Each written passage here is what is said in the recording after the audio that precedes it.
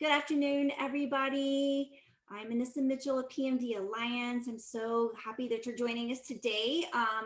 Thriving with Parkinson's disease is our program today. This is a foundational program about Parkinson's in partnership with our friends from Amneal, and it's going to be covering what to expect with the disease, what it is, how it presents, how to advocate for yourself, how to thrive, as the program is called, with the disease. And it's going to give you everything you need to know from soup to nuts about what the disease looks like and how it's treated and how to advocate for yourself, and what are some things you can also do lifestyle wise to live well and thrive.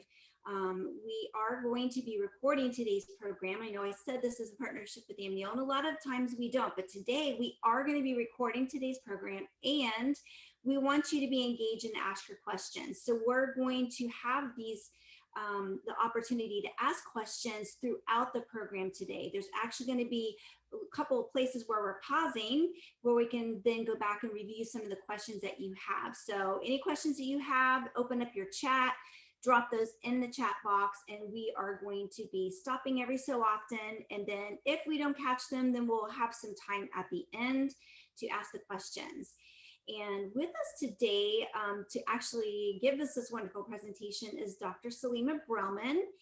Many of you familiar with her, but if not, she is a board certified neurologist and movement disorder specialist at the Parkinson's Disease and Movement Disorder Center of Silicon Valley in Palo Alto, California.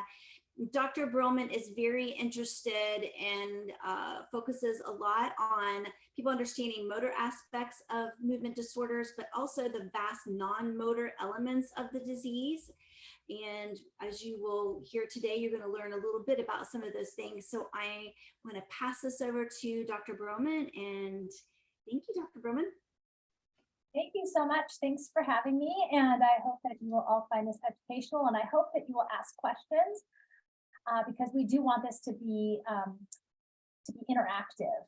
So I will share my screen.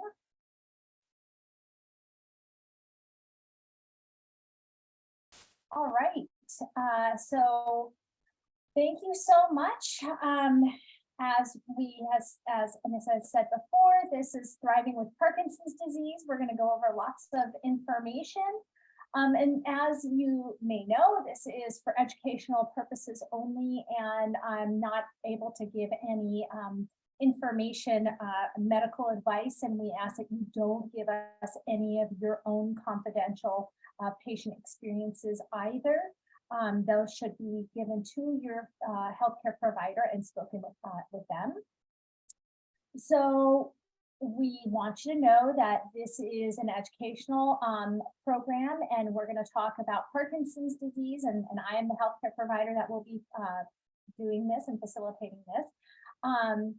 And really important is, and please keep this at top of mind, that any questions or comments or anything that you have, you really should write them down and bring it to the attention of your healthcare provider as they come up.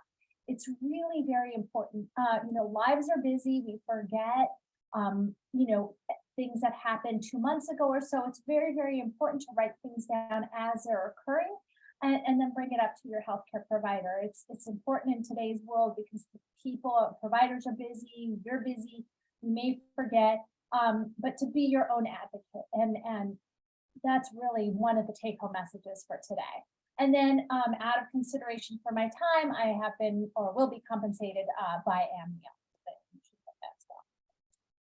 So, as you know, I'm Dr. Salima Brillman, movement disorder neurologist, and I have been practicing now for about 17 years, and I have devoted my life very happily to being a doctor that sees mostly Parkinson's and having an interaction not just with the people with Parkinson's, but their families as well. So what is PD? So as you all may know, it is a neurological disorder, and it is the fastest growing neurological disorder in the United States. By 2037, there's projection that over 1.6 million people in the United States will have Parkinson's. many of my patients say, once they're diagnosed, oh, I met this person and they have it, and this person and they have it. So once, you start to recognize one person, you start to recognize that more and more people have the condition. We're going to go over reasons and such about Parkinson's, but the fundamental issue is this loss of dopamine producing cells in certain areas of the brain. And that is important in not only what's happening with Parkinson's and the movement, but also in the treatment of it. And while we used to think of Parkinson's as mostly a motor or a movement type of issue and condition, we now know that Parkinson's doesn't just affect mobility, but it can affect a lot of non-mobility issues in a person with Parkinson's as well. And we're going to go through that and take a deep dive into that as well. So let's go ahead and proceed. I don't know that there are any questions thus far.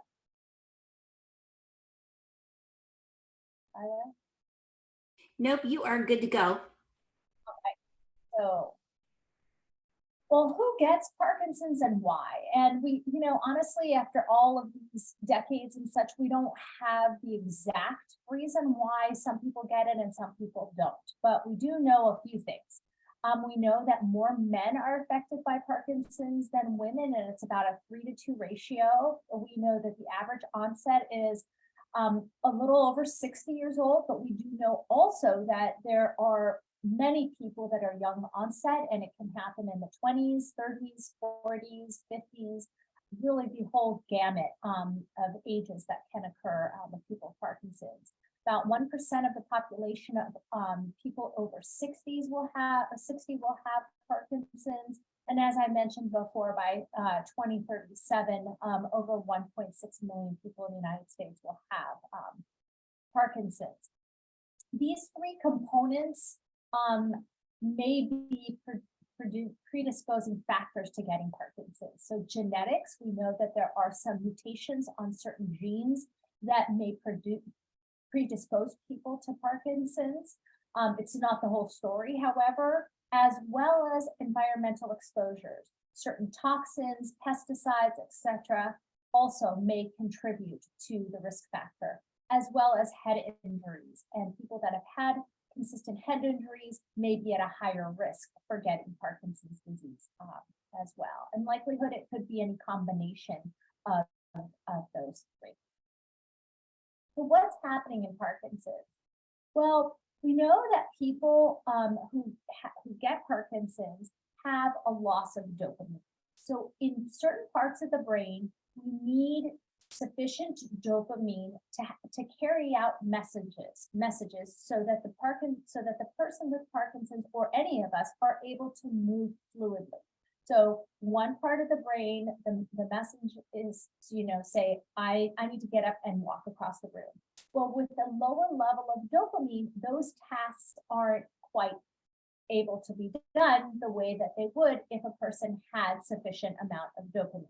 So here on the left, you can see that there's enough or sufficient amounts of dopamine in what we call the synapse, so in between the two cells.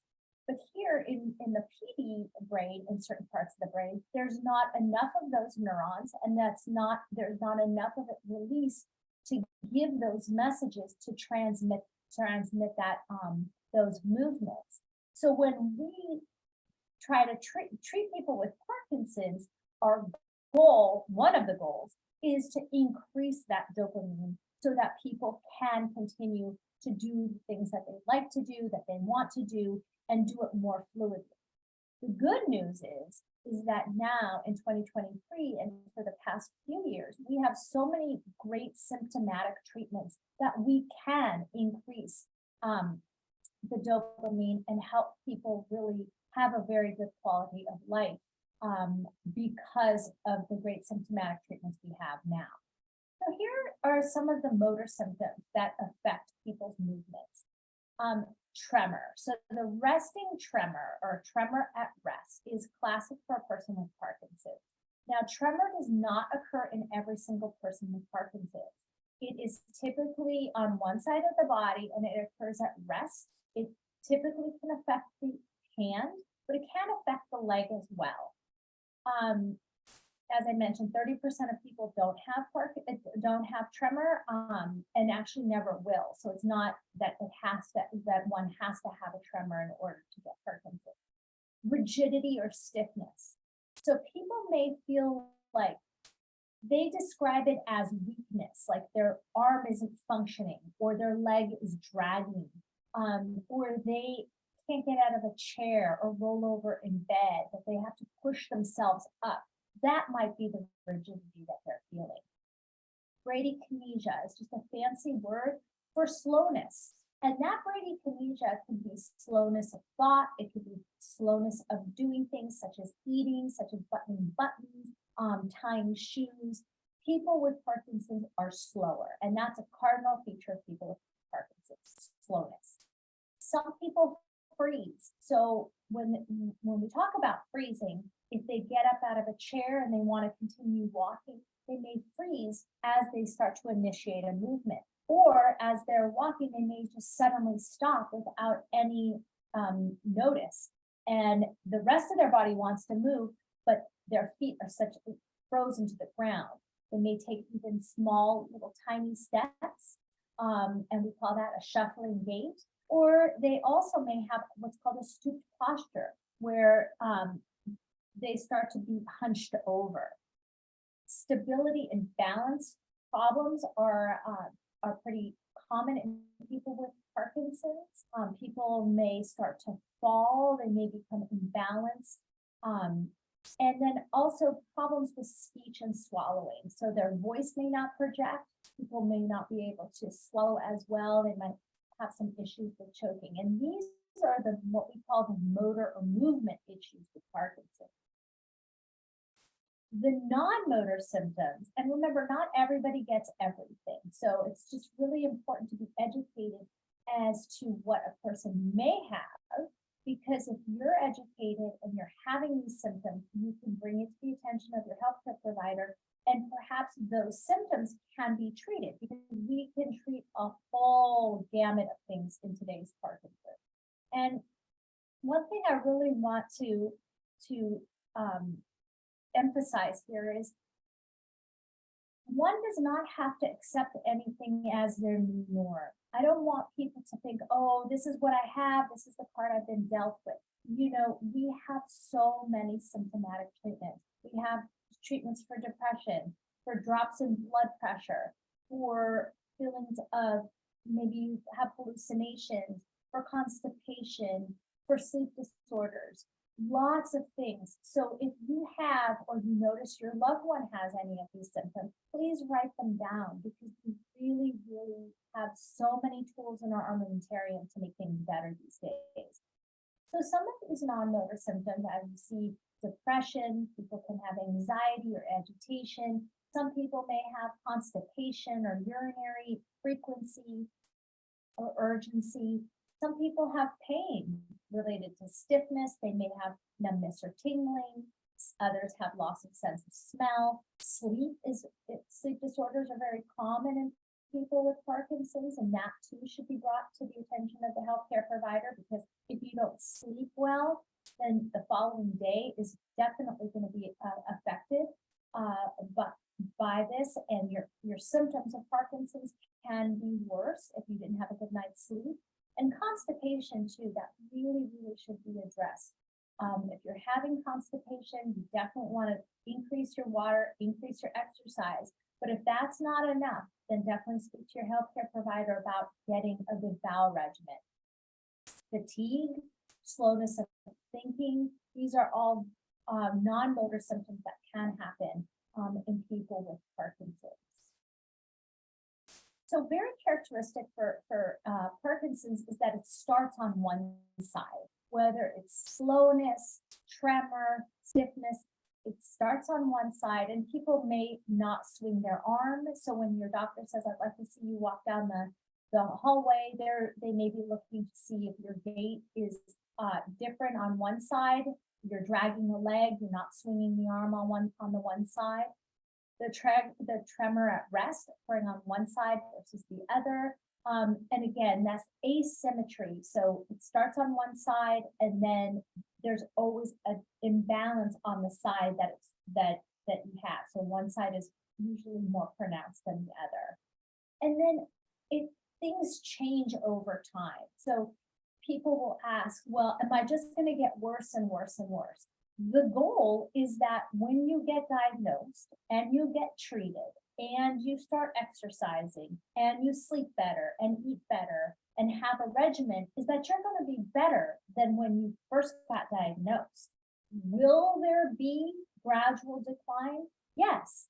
But when you speak to your healthcare provider and you get adjunctive medication or a little tune up here or there, that you get improvements as time goes on. And that's the goal. The goal is we want you to continue to get better, not this.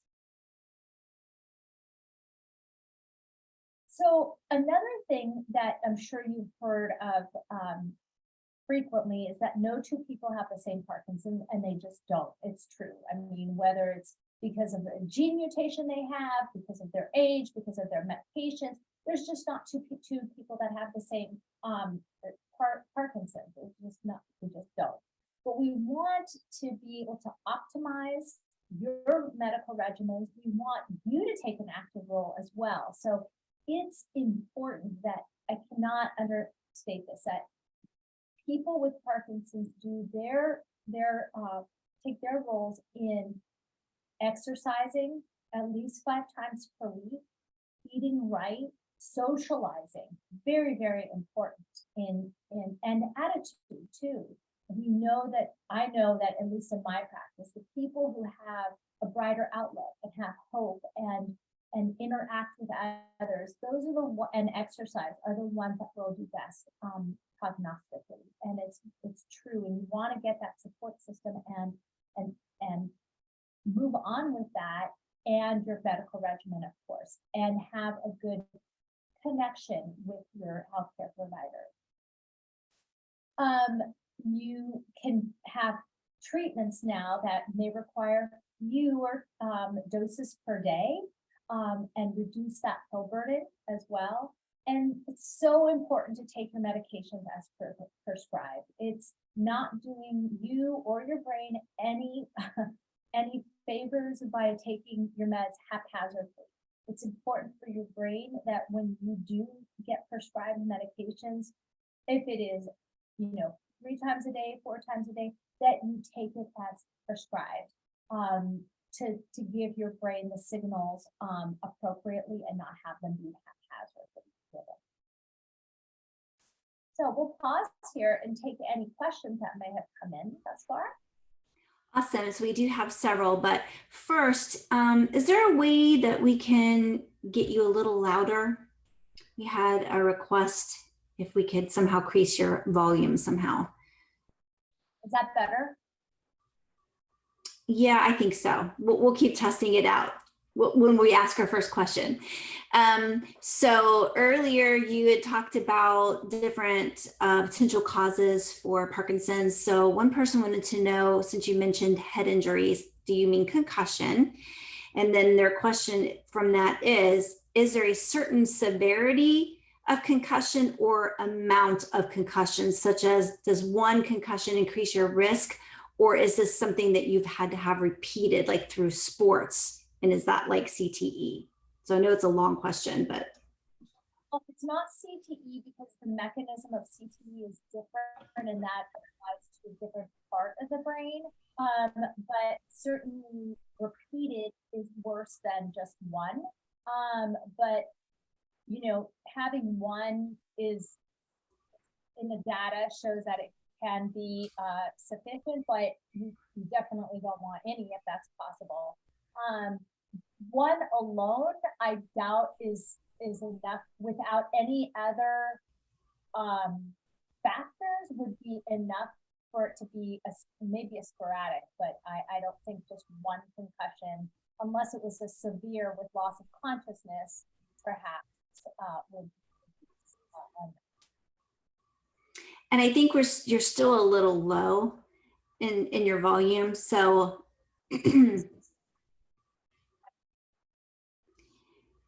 The other question that we had is pain from Parkinson's from faulty brain signals or due to rigidity and dystonia?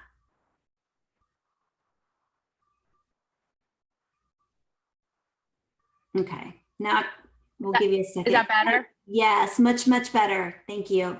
Okay. Yeah, of course. The pain is due to rigidity and dystonia. Fantastic. There's another question. Can you have swallowing problems early? I know it was a motor symptom, but can you have those early, like in the disease, such as like coughing when they're drinking liquids? Is that an indication maybe of swallowing issues? It can be. It can be, yes. Yes. Now that particularly if a person is not treated or undertreated, yes. And then last question, is dizziness and fuzzy head a symptom? Yes, it can be as well. So some people who are inadequately treated can have fuzzy head, cognitive issues. That can also be if it's related to postural changes. So if a person is sitting down or laying down and stands up and they feel fuzzy headed, that may be due to drops in blood pressure. And drops in blood pressure are not uncommon in people with Parkinson's. And so if one is having fuzzy headedness or not thinking clear with position, it could be due to blood pressure. And you mentioned the pain was rigidity and dystonia, and this person was just asking, so that's muscle cramping and it is related to Parkinson's? Yes. Okay. Yes, it usually is. Mm-hmm. Awesome. Okay. Okay. All right. All right. So now we're going to switch gears here and we're going to talk about what is good on time. So good on time is when you're taking your medication, such as levodopa, and you have periods during the day when you have relief of your symptoms. So and remember, everybody's symptoms are different. So some people may feel stiff, some people may have tremor, some people may feel like they're cloudy or fatigued, but whatever that means to you, your on time, your good on time is when you have relief of those symptoms. And you're free of these uncomfortable, involuntary movements, such as that we call dyskinesia. Some people don't have them, but those who do, the good on time is having relief of your Parkinson's symptoms and you're free of the uncomfortable, involuntary dance-like movements that we call dyskinesia. So our goal is to get you in that good on time. That's what we want to do. And in today's Parkinson's, we can do that because of those tools that I was alluding to. Really important is this tracking. And I'm not saying that everybody needs to be like obsessed and constantly, days and days and days, but my recommendation is for maybe 3 or 4 days before you go to see your healthcare provider, write down relative to when you're taking your medication. Do you have good periods of time? Are you having off time when your medication isn't working well? And are you having times when you feel uncontrolled, having uncontrolled movements and you're wiggling around or dancing around? Writing that down can help you and your healthcare provider and your loved one get to a point where you can improve that day-to-day for yourselves. It's very important. And again, that's the whole goal in today's Parkinson's, is getting to that good on time. So what's off time?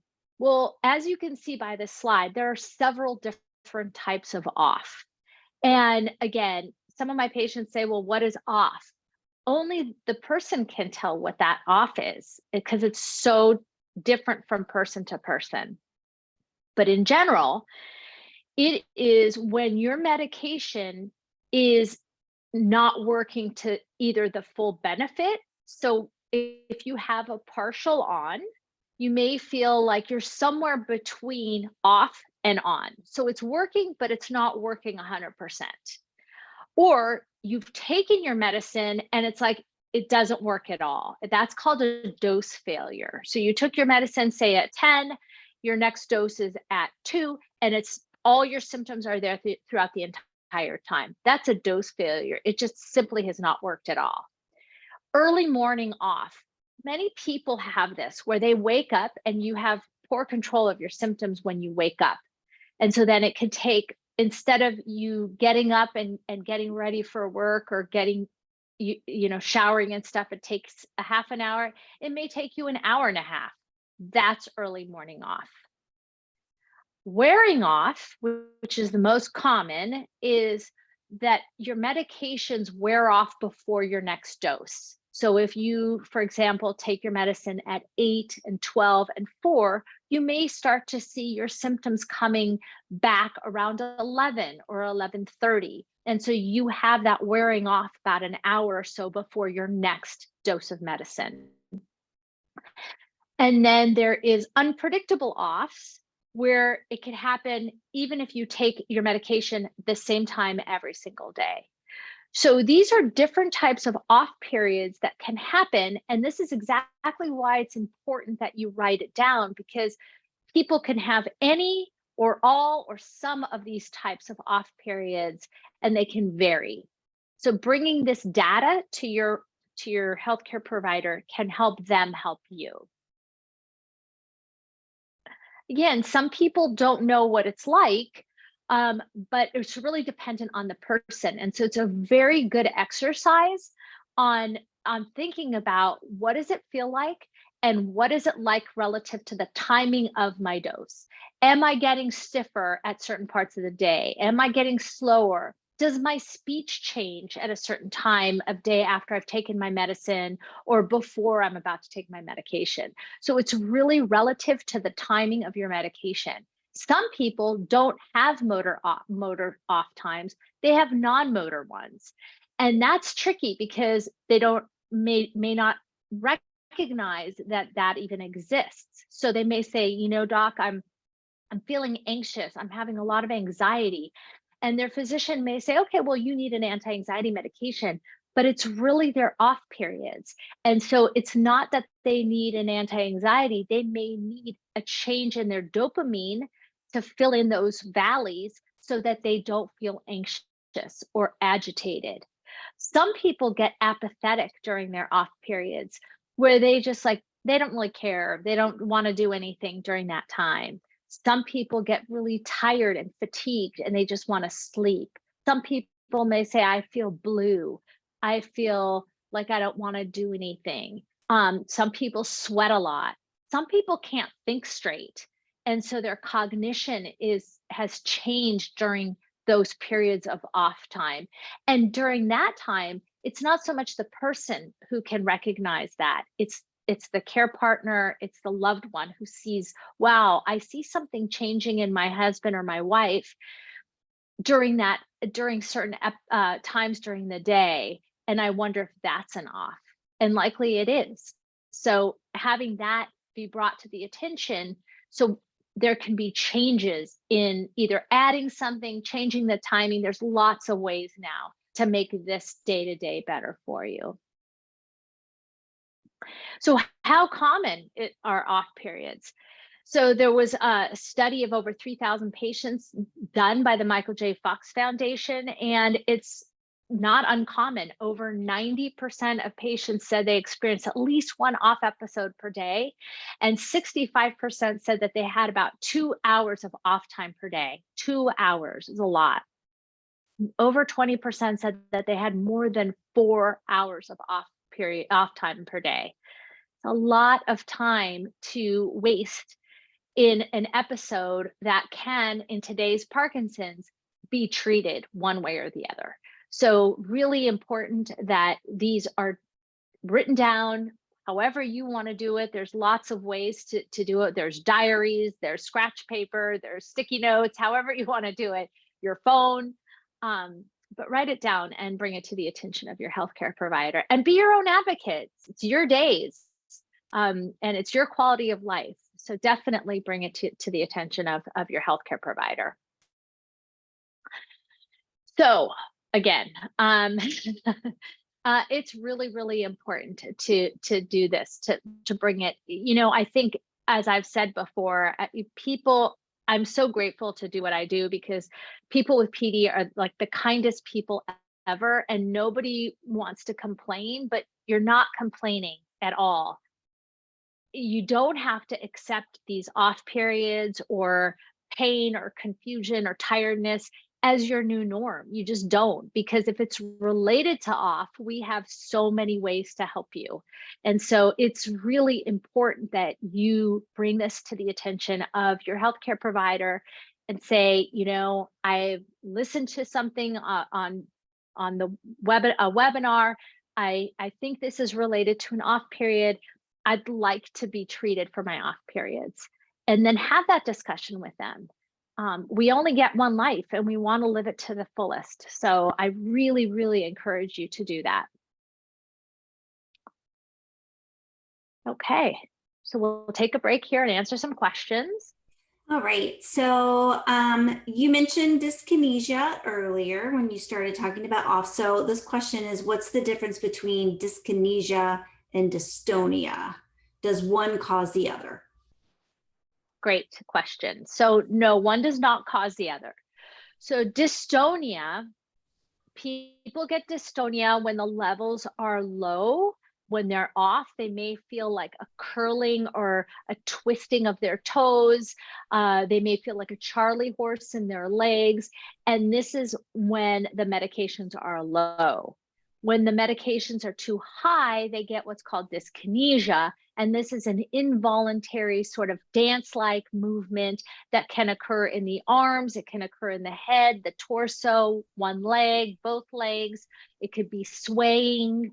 It can be a lot more moderate or severe, where a person may not even be able to sit on the chair. Oftentimes with dyskinesia, if it's mild, even moderate, the person themselves doesn't notice the dyskinesia, but it's their care partner that notices it more and brings it to the attention of the person. But in other times, it can be disabling. They may not be able to bring their fork to their mouth. They may drop things.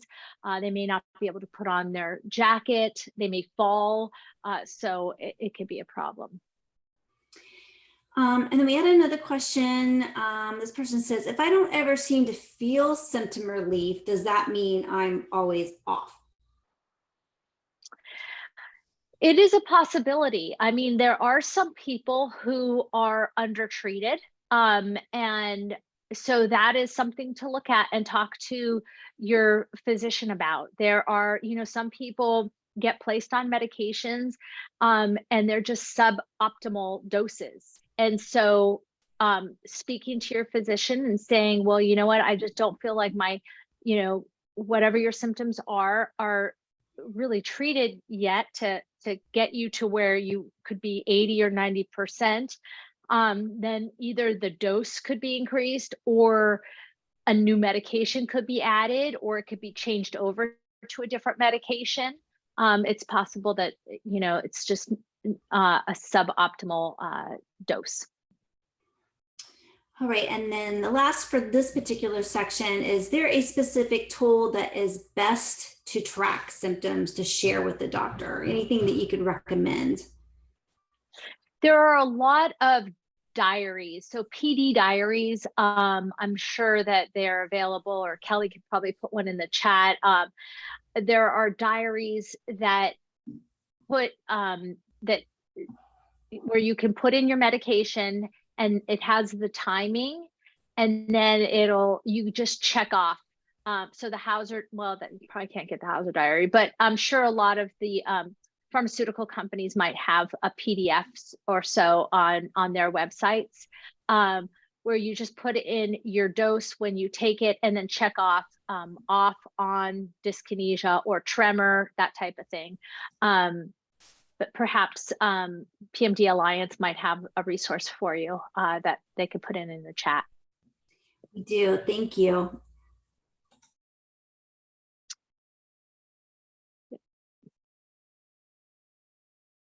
Okay, is that it for the questions? Yes, sorry. I thought I No, did no that with worries. the last one. No, Yeah, no. you Yes, did. Sorry. yes. I'm saving some because I know you're going to be talking about some of the treatments. So. Okay, perfect. Okay, so now we're going to talk about how the medicines work. So the gold standard for treating PD is levodopa. And the reason for this is levodopa converts into dopamine in the brain. It's the closest thing that we have to our own dopamine. So that's why we use this. And it is really the baseline medication that we use for Parkinson's. And pretty much anybody who has PD eventually will be on carbidopa levodopa. We do have other things, however, that we use, and we're going to get to that in just a moment. Now, levodopa, when one first starts it, they usually use it 3 times per day if it's the immediate release, and it works nicely. One is in a honeymoon period, but as time progresses, the effects will wear off. But people ask, well, am I going to be immune to it? Is it going to be a time where it won't work? And no, if a person has idiopathic Parkinson's disease, levodopa will always work. The issue is that over time, one will run into issues of off time right here and dyskinesia here. So our goal is to keep you in this level of good on time, where you feel like your PD symptoms are well controlled. That's the goal, as I mentioned, in treating Parkinson's, to have you have less in the way of off or dyskinesia and keep you with the good on time. So as I mentioned, off is when the levels are too low and your symptoms return. Good on time is where we want you to be, where your PD symptoms are well managed. And dyskinesia is where they're too high and you have these random involuntary movements. The goal, as I mentioned, is good on time, being right there, that sweet spot to get you where your medicines are working well and you're able to function really well in your day-to-day. So there are many treatment options in today's Parkinson's. So one can increase the dose or the frequency of immediate release carbidopa, levodopa, or your current regimen. One can add an MAO-B inhibitor, and there are currently 3 of them on the market now. So that can be added to a baseline carbidopa levodopa to make that carbidopa levodopa last a bit longer. One could add a COMT inhibitor, and that too helps to make the carbidopa levodopa last longer in a different mechanism. There are 2 that are available currently in the United States. One could add a dopamine agonist. So a dopamine agonist works to mimic dopamine. It works on the postsynapse, and it works to pretend it's dopamine. It makes the cell think that it's dopamine. And one could add the dopamine agonists, we've got 3 of them. 2 are pills and 1 is a patch. And then one could add a rescue medication. So we have 2 rescue medications that are currently available. One is an inhaled levodopa and one is a subcutaneous injection of a dopamine agonist. And those are utilized as needed whenever you need it for your off periods. So these are all ways to increase good on time. This is another way to increase good on time. One could add amantadine or an extended release amantadine or an adenosine alpha-2 antagonist. This too, on a different mechanism, can increase your ability to have more dopamine. And then one could switch to a longer acting carbidopa levodopa. So there are, as you can see, several ways that one can increase their good on time. Tons of ways now. So there's no excuse for people to have to go around with several hours of off time in today's Parkinson's. There just isn't. Now, looking at the different formulations of carbidopa levodopa, so immediate release, or IR as we call it, it takes effect quickly, but it wears off quickly as well. And that's been around since the late 60s, early 70s. Controlled release, this lasts longer than IR, but it's the absorption is slower into your body. Whoops. And that came around in the early 90s. And then the extended release, this is a capsule, which is bundled with some ingredients in a capsule. And so you get both the immediate release and the controlled release, and it's delivered over time to give you a longer action of both of the carbidopa levodopa over time. All of it is the same. It's carbidopa levodopa. It's just in a different formulation. And we've seen now that the ones that have the longer formulations, people may be able to have less doses per day. So that's something that we've learned over time as well. Okay. Okay, so one person wanted to know, does taking any of the adjunctive treatments impact the need for carbidopa levodopa? And okay, so increasing the need for carbidopa levodopa. Impact the need for increasing it? Is that what you said?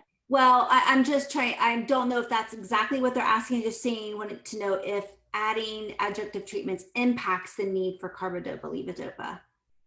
Okay, so I'm going to make the assumption that the person's already on carbidopa levodopa. So and if I didn't make that clear, I apologize. So when we talk about off periods, good on time, and dyskinesia, that's the assumption that people are already on carbidopa levodopa. So to answer that question, yes, that we would be adding something in an effort to not increase the carbidopa levodopa, but to make things smoother. Does that answer the question? Yes, I think it does. And then this question is for folks who do have impulse control disorders that should not be taking a dopamine agonist. What are the significant differences between off treatments and just more or sooner levodopa? Well, so as you saw, we have anything that increases the dopamine drive has a potential for impulse control behaviors.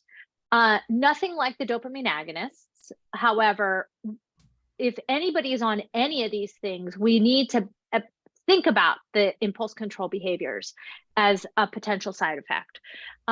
And if your doctors aren't asking about it, you should think about it. And if it's happening, no matter what your treatments are, bring it to the attention of your healthcare provider. But one could add an MAO-B inhibitor, a COMT inhibitor. One could do a rescue medication that you use as needed. One could add either of these, a amantadine or an adenosine alpha-2 antagonist, or switch to a longer acting carbidopa levodopa. If you increased the IR or gave it more frequently, theoretically, the likelihood is you're going to get more dyskinesia and or more off time. So that would not be my first choice. I would add one of these adjunctive ones or switch over to the longer acting carbidopa levodopa. And then one last question for this section, just as a clarification, this person's wanting to know if this information is applicable for people with Parkinsonisms instead of Parkinson's. It depends on the Parkinsonism. It depends if they have, a lot of these medications haven't been studied in Parkinsonism, but, people use, physicians and healthcare providers use things off label for Parkinsonism. So it just really would depend on that particular person and their healthcare provider. Awesome, thank you. So selecting and managing your treatment. So it sounds so daunting, right? Like, 15, 20 years ago, we had levodopa, carbidopa levodopa, and we had dopamine agonists. Maybe we had COMT inhibitor. We have a lot of choices now, but I find it very exciting because we can really, really help make your quality of life better. And we can really tailor it to that person, to each person, because no two people are the same. You need to talk to your doctor or your healthcare provider and make sure how this can help, how you can be the best you. Bring your care partner with you, because if I've learned nothing in the past 17 years, when I ask my patients how they're doing, everybody's fine. Nobody needs anything. But when I have a care partner with me, I can just read the room and I can see in their face that it's not fine. So remember, you don't have to accept anything as your new norm, and you're not complaining. So bring family, whether it's a adult child, whether it's a spouse, whether it's a care partner, a friend, whomever it is. And 4 eyes are better than 2, definitely. So it's super important.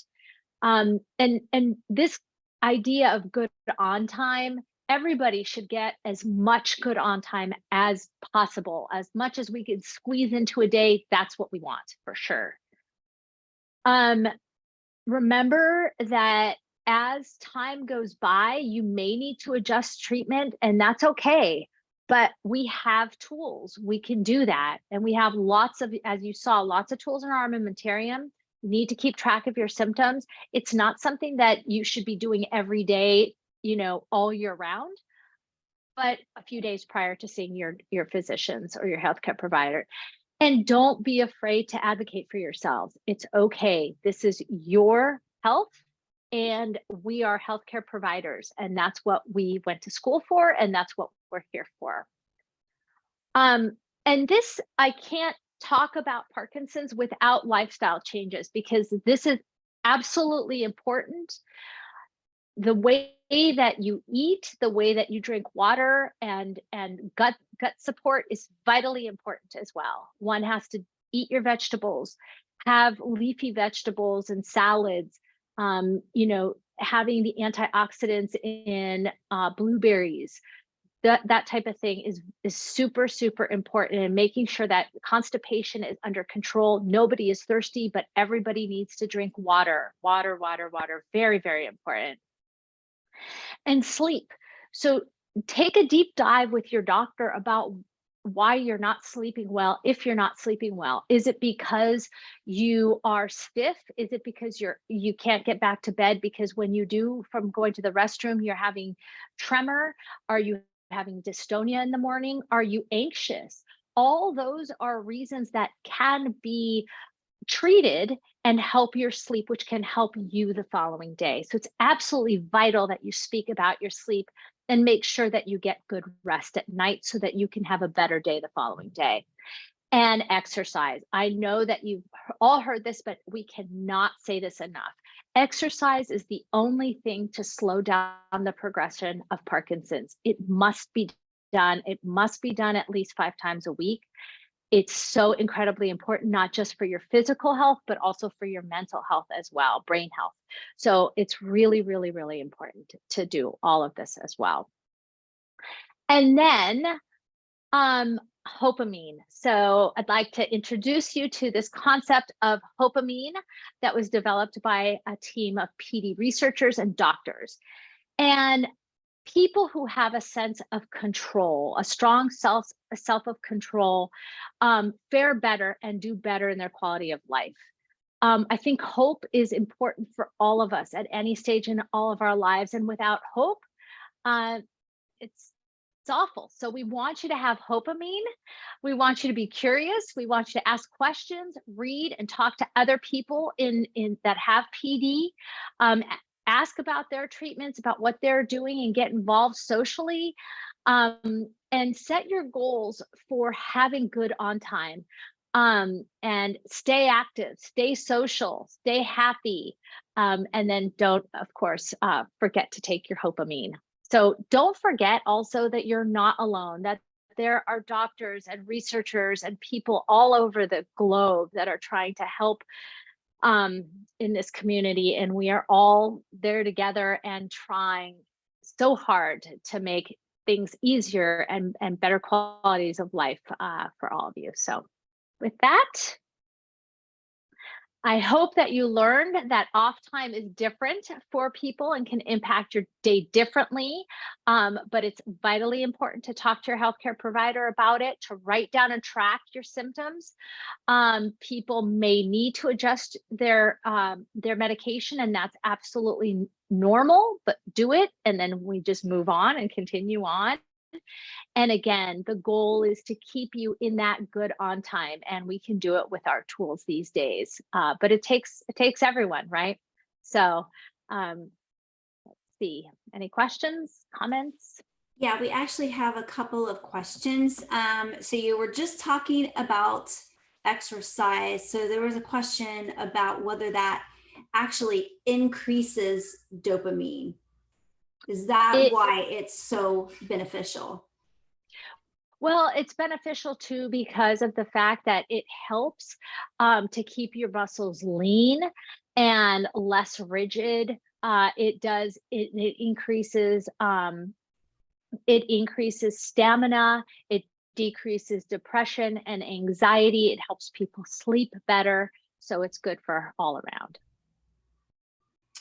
And then there was a question about whether someone should go to their appointment off. They said their husband always seems to do better for the doctor than what they are seeing at home. And I think you mentioned that a little bit. Yeah.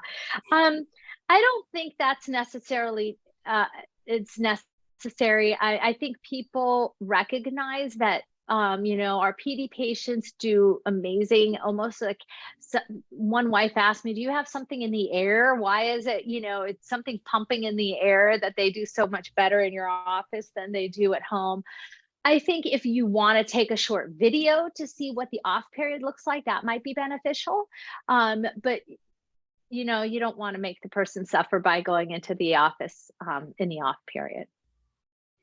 And then there was a question about what is the typical frequency someone should be seeing their movement disorder specialist?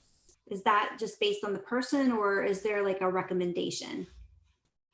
I think it depends on who you ask. In my opinion, it should be every 3 months. Realistically, I think because there's so few movement disorder neurologists and even so few neurologists, it's probably likely that it's 4 months and maybe even sometimes 6 months.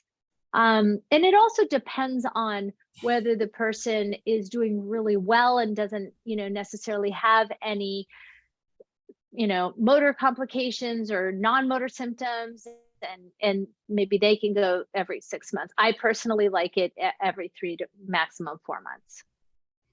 All right. And then someone had asked earlier if you could explain what an MAOB and a COMT inhibitor is. Yes, of course. So an MAOB inhibitor is a medication that decreases the breakdown of dopamine, so thus increasing the dopamine that one is taking orally and what you still make. And the COMT inhibitor is the same, but it decreases the breakdown of dopamine both inside and outside of the brain. They work slightly different mechanisms, but the goal is to increase that dopamine by decreasing the breakdown of the dopamine. Yeah. All right. And it is the season for vaccinations. Yes. Again, so we're getting several questions about whether the vaccines affect or mess up the medications. Not to my knowledge. I haven't read or heard anything that they have any impact on the medications. No. Awesome. I think that's the majority of the questions that that we haven't already sort of discussed already. So I think you've covered them all. I just have to say, hopamine is like the best. I love it. Antidote, I right? love it. Yes. Yes, that's Yes. fantastic. So I want to thank you so much, Dr. Brillman, for going through this wonderful presentation and asking or answering all these wonderful questions. Thank you so much. Of course. Thank you for having me, and thank you for everyone for your time and your great questions. And I hope everyone has a great day. Yes, and I want to thank so much our partners with Amnio who put this great presentation together. This is just a wonderful overview of everything that everyone I said earlier, is sort of like a crash course for Parkinson's. So gives you everything you need to know. So thank you so much for doing such a great job. And thank you everyone for joining us. And if I could encourage you to give the wave of gratitude to Dr. Brillman from across the way, from wherever you're joining us from. Thank you so much. Thank you. Thanks so much. Bye. Thank you, everyone.